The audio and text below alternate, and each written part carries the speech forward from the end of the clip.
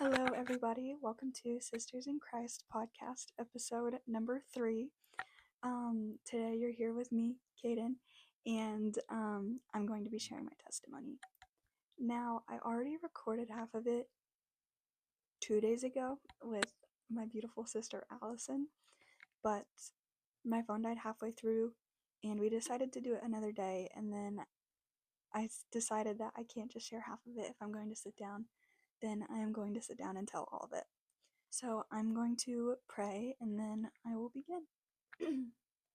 Dear God, I just want to thank you for giving me my story. I want to thank you for just leading me to you and just sticking by me no matter what I do. God, I just pray that as I'm speaking, it's just your words flowing through me and that you just give me the courage to be transparent. Again, I just want to thank you for all you've done for me and how you've worked in my life. And in your name I pray. Amen. Okay, so, okay, I had a pretty good childhood. My mom and dad are both still together, and growing up, I had a big brother who cares about me very much, and we were very close. Me and my brother were very close. I would go to church most Sundays when my grandma, she moved from Arkansas to Iowa, where we're at, and she made sure we went to church every Sunday, and I would always go with her and stay the night at her house, and it was very fun. And then that was like before elementary school, sort of in like first, second grade, that we would do that. And I moved to where I currently live in second grade. And the move was pretty hard on me. I was leaving behind my best friends. And once I moved here, I started getting bullied really bad. And that kind of just had that painted a bad image in my head. And I just remember taking it very hard. I started having lots of insecurities and self doubt in second grade, and I remember thinking like I didn't want to be alive a lot. And my parents, they love each other and they love me very much, but I remember that they would fight a lot, and oftentimes I would like stay at my grandma's house, and I would love going to my grandma's house, but just to like spend time with her. But a lot of times I think subconsciously it was just so I could kind of get away from home. And there was nothing, again, there wasn't really anything wrong. I just felt more comfortable there. And then, second grade, my little brother was born, and I love him very much, one of my best friends ever. But once he was born, I started drifting from my older brother. And there wasn't like we didn't really hate each other. We just were busy with our own things, and he started like youth football and stuff, and so like we were always on separate schedules. And then fourth grade, my grandma passed away because of cancer, and that was very, very, very hard on me. I went to a couple church camps and stuff before she passed, and that's kind of like where I met God. Like I felt Him. I remember during worship at one of the camps I was in, it was Camp Hickory in Chicago, I think, or like outside of Chicago. Um, I started crying and crying and crying, and it was Reckless Love playing, and that's like a core memory for me. And then once she passed away, we kind of stopped going to church completely. Um, at this time, we'd went like every couple, like on occasion and stuff, just because we lived an hour away from our home church that we used to go to. And once she passed away, I also was kind of figuring out like what self-harm was. I saw it in a lot of shows and stuff I watched and just things like that, and I was exposed to very mature media while I was young, and that kind of dictated a lot of how I reacted to certain situations.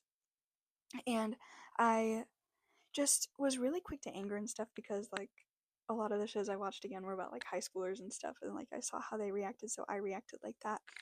And I kind of became like obsessed with this idea of like taking my anger out on self-harm, and it was very not okay. So I tried to cut myself, and it hurt very badly, and I said, okay, maybe this is not for me.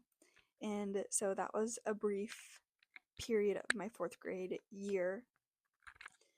And then I struggled with just super low self image the rest of that year due to bullying continuing and things like that. And I remember I would always get in trouble for talking too much and I would always like get clipped down. So going into 5th grade, I kind of isolated myself. I stopped talking to a lot of people and friends and things like that. And this is also when I began distancing myself from my family a lot.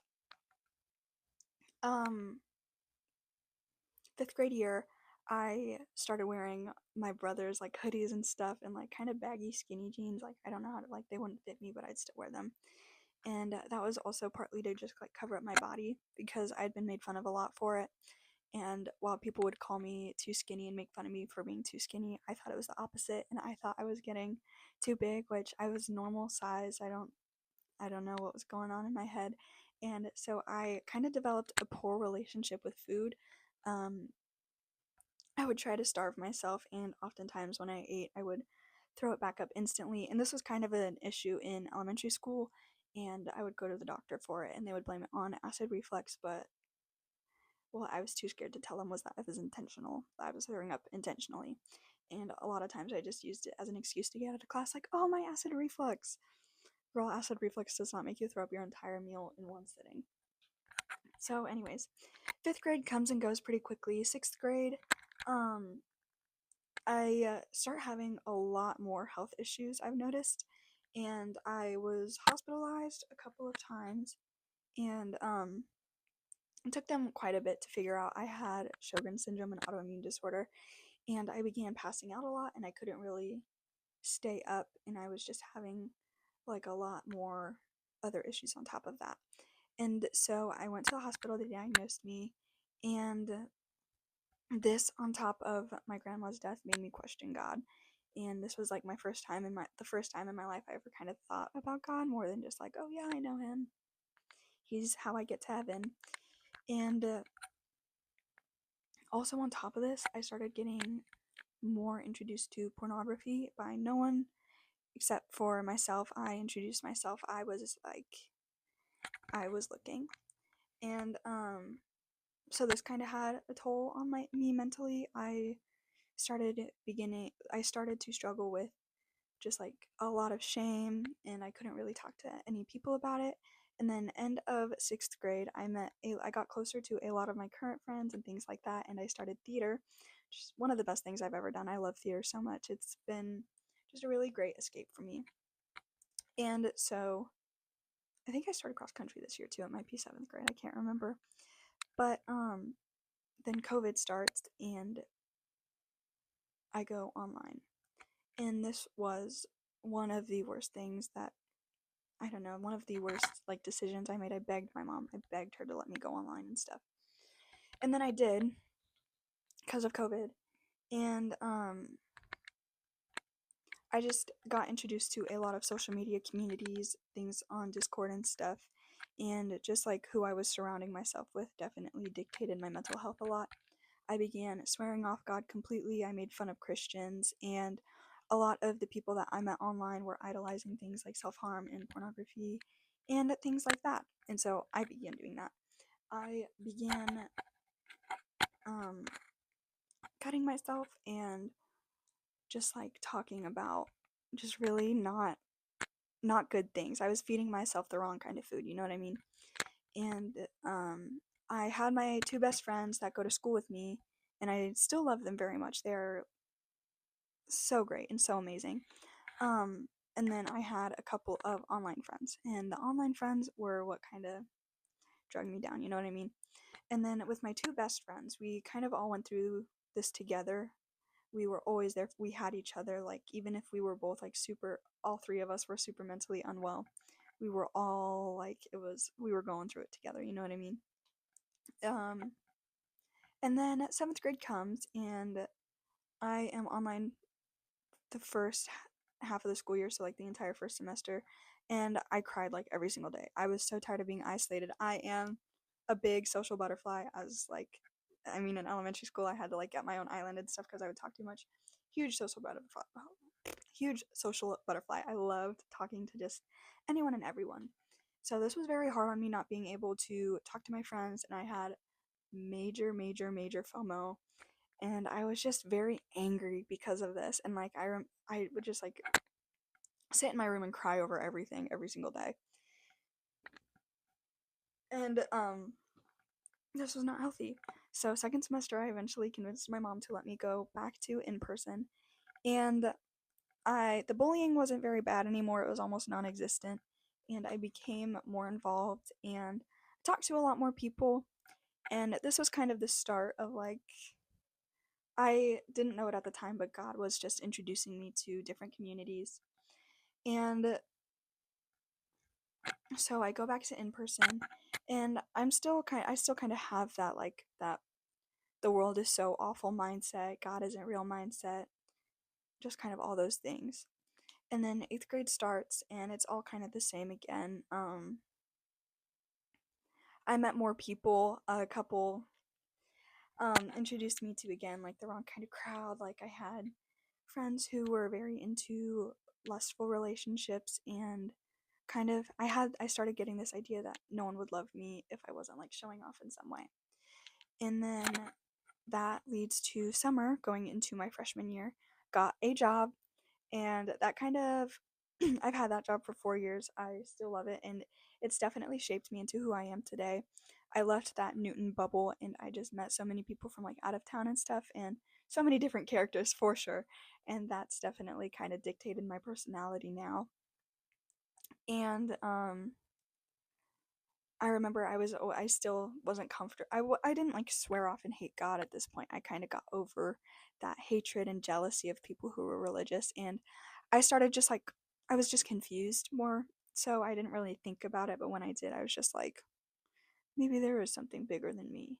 And at this time, I was super into crystals, tarot cards, like witchy spells, stuff like that. Like that was me. I was like super crystal girl, right? And then freshman year starts, and I join all of the clubs imaginable. Oh, my mic is. I think my mic just died. Don't know when that happened. Anyways, I join all of the clubs imaginable, and I just put a lot on my plate. And this led to me getting some pretty bad panic attacks. And not that I had like a bad relationship with my parents or anything, but I felt like anytime I tried to tell them something, they would tell each other, they would tell somebody else, and I just felt like I couldn't trust them. And it wasn't true. I just kind of, I had a very, okay, I had such a big victim complex. I'm so sorry if you had to deal with that, but I like painted myself the victim in every single way possible. Um, I just felt like I couldn't tell them anything. And my friends were all going through their own struggles, and so I felt like a bad friend for, I felt like I was invalidating their feelings for telling them that I was struggling with something. So I kind of kept it to myself, and I would have super bad panic attacks like doing homework and stuff, and I just felt very overwhelmed trying to prepare, like I was in speech and stuff and like all of this. And I was doing really good academically. I idolized my grades, and I really wanted to be like a really like great student. And I was still hanging out with people who probably weren't the best for me, and we all kind of had to go through our own like growth. Like the friends I was friends with, we weren't great together, but then we kind of all separated, figured out like who we were, let go of each other, and like grew separately. And now like we're all like, I love them all so much. Anyways, so again, I was just not a very good person. I was very mean to my friends. I was taking out my own insecurities and self-image issues from years past. I was putting it onto them, and a lot of my friends got male attention, and I never did up until that point. And so I was just super like insecure and jealous of them. Like, why are they getting all of this attention when, and I'm not? And I was just very mean to them for it, right? And then freshman summer, I lost a couple of friends, and sophomore year started, and I was at a very low point mentally. I was still struggling with these panic attacks, and I was still struggling with just like self image issues. They were so bad, and my grades started slipping a lot beginning of my sophomore year. I remember they were super terrible. My attendance was really bad too because of a lot of health issues. And just trying to figure out what's going on with that. And I would take a lot of sick days, but really, I just was so drained and so tired. I did not want to get up anymore. And I had stopped self-harming a while. I think like 8th grade, freshman summer, I'd stopped, and then I picked it up again sophomore year. And November, sophomore year, I just really did not want to be alive anymore. Um, I just had so much on my plate. I felt like my friends didn't really like me. Again, nothing they did, I would just get into my own mind about it. And I began overthinking everything. And I remember beginning of November to mid-November, um, I did try to kill myself. I tried to take a lot of the pills I was prescribed for my autoimmune disorder, and it didn't work. Just got kind of sick throughout the night, and I threw it all up, and I went to school the next day. And then that Wednesday, my friend Allison, we didn't really know each other at the time. I mean, we knew each other. We were acquaintances. Our friends were friends, and we were in the same class. That day, she invited me and one of my best friends in the universe, Molly. She's like, her family is like my family, so incredible. Invited us to youth group, and I said yes. And then I was really hesitant to go. I kind of tried to look for every excuse in the book not to go, and I went anyways. And I was kind of uncomfortable. You know what I mean? Like, I mean, my life was changed from that point forward, but I was just really uncomfortable with it at first. And I just kind of didn't want to be there. I remember in small group I didn't open up at all, and during worship I didn't sing. I just kind of stood and like twiddled my thumbs. And I wanted to like get into religion at this point. Like I looked around and I saw how happy everyone was and how close the community was, and like I was really interested in it. And so I kept going from that week on. I mean, every few weeks I would skip. I would find excuses. I'd say I was too busy with work, or I was sick, or I had to babysit. I didn't have to babysit. My parents were always home. Um and then that January, I decided to get baptized with Molly, and I kind of regret it looking back on it. I don't think I was ready personally. I mean, I know God, He led me to do it. He knew I was ready to be His daughter, but I was still living in sin. I wasn't like really changing anything. I still gossiped. I was still a very mean girl. And then I kind of continued living like that, still gossiping, still falling into sin, still just kind of not being a very nice person and not really making it personal. I think it was kind of like a fake faith. I was very lukewarm. I didn't really believe that like God, like He is the way. You know what I mean? Like I kind of just thought like, oh, I can do everything myself. I just believe that if I believe in God, I'll get to heaven, and that's it. I didn't have like a very like I didn't have a sanctifying faith. You know what I mean? And then I went to tech in the summer. I was invited to tech before, but I would tell everyone, no, I don't have the money, or no, I'm too busy. But really, I just was too scared to go. I didn't believe in that kind of stuff. You know what I mean? So finally, that summer, oh no, that summer I went on a mission trip. Oh my gosh, you guys, this mission trip changed my life. We went to Indiana, and the thing, like, just serving God, that was my first time ever being like isolated by a Christian community. Because again, my family didn't go to church anymore, things like that. Oh my gosh, you guys, I seriously, like, that changed something in me. That was the first time I ever, like, truly felt God moving in my heart. Like, I felt like His hand was on my shoulder the entire week.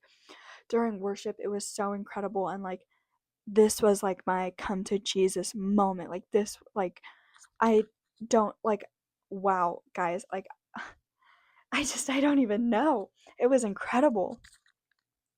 And we were serving God, and like I built so many relationships. I had so many conversations I didn't think I'd ever have ever. It was the first time I opened up and I repented, and I got my feet washed, and I was like, what the heck is going on?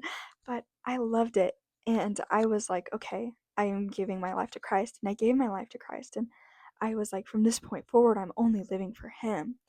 And then I came home, and it did not last.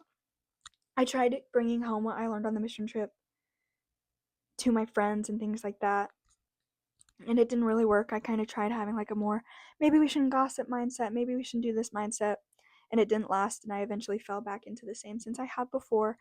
And I just had very worldly, surface level relationships. Okay, but I did start going to church every single Sunday from that point forward with, you guessed it, Allison. Oh my gosh, I love that beautiful girl.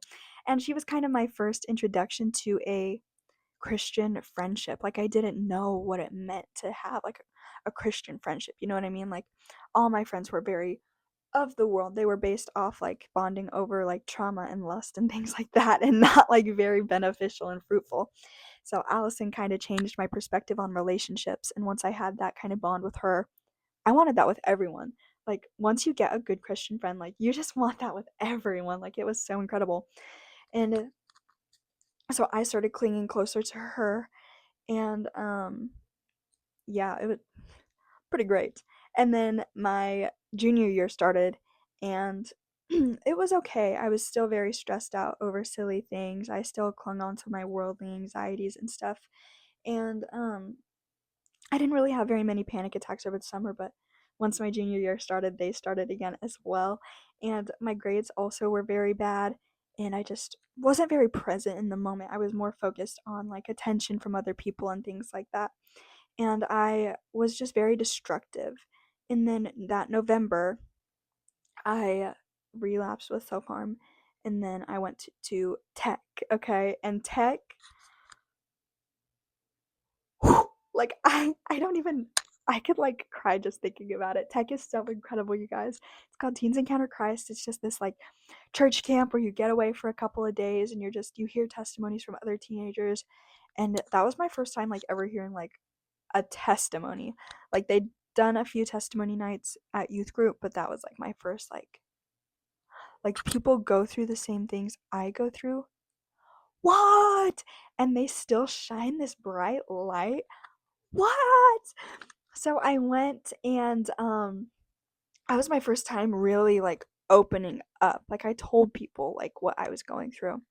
And I got prayed over for one of the first times ever, and that was really cool. And then I came home, and I still had those worldly friendships, and a lot of the friendships like they were Christian and I was Christian, but we didn't put Christ in the center of our friendships. We still both had a worldly, or like all of us had like worldly friendships. And then so that kind of tore us all down. And like I would try to say like, hey, let's stop gossiping, or like let's do this, and like they would like get defensive, or it would be the other way around and I would get defensive, like when we would try to hold each other accountable.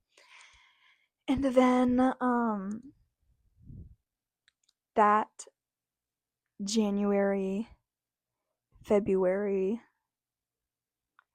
I got to watch some of my best friends get baptized, and that was a really incredible experience for me. That was like one of my first times seeing people get baptized. I was baptized when I was younger, and then again in that January the year before, and then this time it was really great.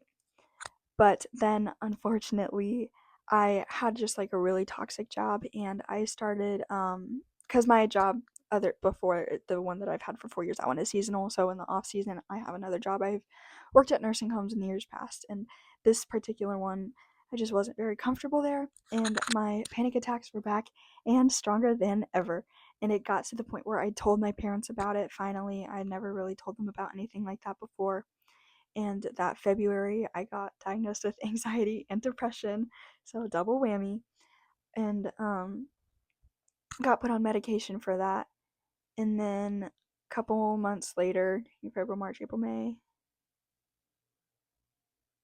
I want to say late May, I I was just a very bad friend, and I had done some really destructive things. And one of my best friends had decided to distance herself from me, like it was very called for.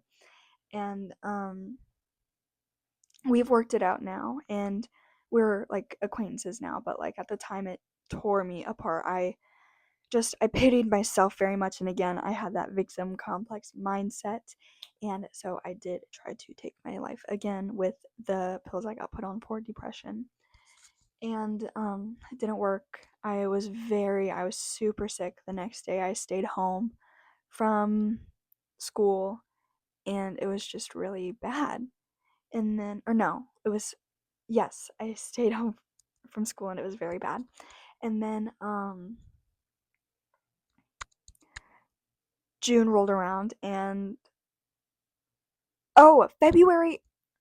February? I worked my first tech, and being a worker was insane, you guys. It was just so beautiful seeing the candidates like come through and just experience Christ move. Like you could see Jesus move in them, and that was really big for me, just being able to see other people. And I realized that um what helps me remember God is just looking at other people's lives and seeing how he's moved for them, cuz I still struggle a lot with identity issues and things like that. And I'm still not the strongest in my faith. I've come very far, but just like seeing other people so hungry for Christ inspires me and encourages me every day to do better. And so June comes around, and I'm doing really good. Um I go to Spain, and that was really good, and then I come back, and I'm very busy with work and stuff, but I'm still going to church and everything. And then end of June, I go on a mission trip, and I also get a boyfriend, and I FaceTime him like every day on the mission trip, and I'm just very not like in the moment. But the mission trip was really good. I will say the year before Indy was much more impactful for me. This year we went to Kansas City. No, why? Where did I get Kansas City from? This year we went to South Dakota. Not, don't know where that came from. Okay, went to South Dakota, and it was really cool. I feel like I was mostly there for the sights. Like my workplace was really beautiful, and I was more focused on the God's creation kind of side. Like He put this here for me. I wasn't focused on the actions. Um, then I came home from the mission trip, worked a bunch. Still was very head over heels for Christ. And then right after that mission trip, I went to another tech, and this past tech was the most impactful one I've ever gone to. It was incredible. And this was kind of like this was it. This made me like I'm ready to just give everything to Christ. And I read my Bible super often now, and I host Bible studies every couple of weeks, and I believe that this tech is why. And also, um, before that mission trip, I became really close with all of the sisters in Christ, and now we're like, this was my first time ever having a Christian friend group, and this has helped me immensely. If you don't have a Christian community, go out and find one. It is the most impactful thing you can do for yourself. You are who you surround yourself with. And I hate that it took me so long to learn that. I hate that I wasn't listening to God when He told me to cut out people before. And I'm so thankful that God put these people in my life, because I would not be here and I would not be who I am today if it were not for these girls. And so they've just encouraged me and helped me immensely. And after working this tech, I've gotten a lot closer with my parents. My brother went to basic training in June, and before he went to basic, we got very close as well because of youth group and stuff like that. We would sit in the car after youth group and just have really good, fruitful talks. And I felt very alone, and these girls just, they made sure I didn't feel alone. And I've been getting much closer with my parents and everything, and I've been realizing like this is their first time living too, and it's their first time like experiencing all of this as well. Like I'm not, like they haven't lived six lives. They like what? And I need to be more patient with them, and God has definitely been putting that more into my mind and my heart as I've been listening to these Sunday sermons and just paying more attention and being more aware. And so I've been getting, my relationship with my parents has gotten much better. My relationship with people around me has just gotten much better. And I know I'm never alone because I have Jesus. And so after that tech, um I think either that week or the week after, what weekend was that? It was like July 7th through the 9th, I think. Okay, yeah. The week after that. Um the boy that I had been dating, we had gotten very close. We had really good conversations about boundaries and stuff, and I thought that that was what a fruitful relationship was. But the Lord does as the Lord does, and He removed him from my life. And I took this very hard. I was very angry. I harbored a lot of anger for that because I tried to fix it and I tried to offer different alternatives and solutions. And I realize now that those were not the right solutions and that God was doing it and it was a part of His plan. And it was just very hard for me to grasp that at first because I was like, God will not separate what He brought together. And I was just really upset because this was my first, like, very deep, fruitful, connected relationship. And that was about a month ago now. Right, it's August. Yes, it was almost a month ago. And just the way God's been moving this past month, like, I just can't even explain it. I have fewer image issues. I don't struggle with panic attacks anymore. I mean, sometimes obviously they'll creep back up, but it is what it is. I can handle it now. I know that I have a good, strong community to turn to, and I know that my Father in heaven is ultimately the only one I need to be worried about pleasing. I'm living more for Him and less for the world, and that's just helped my mental health. It's helped even like my academics and my focus. It's helped me so much more, and it's even helped my testimony. Like, I remember I told my testimony in November when I got back from tech, and it was just all focused on the negatives. It was all focused on how Satan was trying to destroy me, and it was less focused on all the good and how I've been so blessed. And now I realize that I do need to focus on the good things that God is doing, and He puts me through trials, and I realize now that not all trials are the enemy trying to tear me down, and that it's really just God. God works in incredible ways. We are on His timing and just need to trust His plan and His process. And now I know that, and God has opened up so many more windows for me. I remember in middle school, I was just a little insecure, isolated girl, and I didn't think I had a purpose or a plan, and I didn't think that the world was good with me, and I thought that it would be better without, and I often thought of ways out. And now I know that I am here for a reason. I was created for a purpose. God is using me, and no one is little in His eyes. He knows all of us personally. He knows the hair on my head. He knows I have His thumbprint on me. He made me by hand in His image. And every day I still struggle sometimes. I fall back into sin. I do all of this, but I know to repent, and I know that every day I'm running a race to get to His kingdom. And while I did struggle with pornography for a long time, He's been working on removing that, and I struggled with self-harm. He's removed that, and when I get tempted, I just pray about it, and I have those people that I can fall back on. I have the sisters, I have Molly, I have my family, I have all of these people around me. I have even adult leaders at youth group. I struggled with opening up to adults for a very long time because I was like, I'm just a little girl. Like, they're going to think, like, oh, kids shouldn't have these issues. But now I know that people care and God cares, and I can talk to Him even when I feel like I've been failed by earthly people. And so, yes, it is not about what I have done or who I have been. It is about what God has done for me and who He is preparing me to be.